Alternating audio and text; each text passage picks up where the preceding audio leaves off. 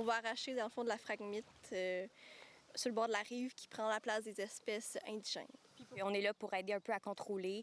La baie Fitch, c'est vraiment un endroit que ça vaut la peine de protéger parce qu'il y a plusieurs espèces. Donc, c'est ça. Les espèces exotiques envahissantes, ça peut avoir un impact sur les autres espèces. Donc, on essaye de faire notre part pour améliorer les écosystèmes.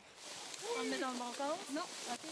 Bien, c'est certain que c'est du travail physique, on est dans l'eau, donc c'est épuisant, c'est pas nécessairement une position qu'on est habitué non plus. C'est un bon système racinaire dans le fond de l'eau aussi. Fait qu'on arrache, sinon on coupe sous l'eau, puis on enlève les repousses par la suite. Fait que c'est un travail de longue haleine. En fait, il faut la couper sous le niveau de l'eau parce que la tige, elle est creuse. Et donc, l'eau, elle rentre dans la tige et ça permet de tuer les plants.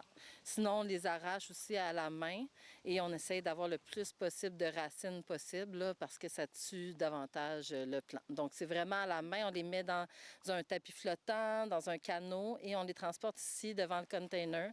On les met dans le container et on va porter ça au site d'enfouissement.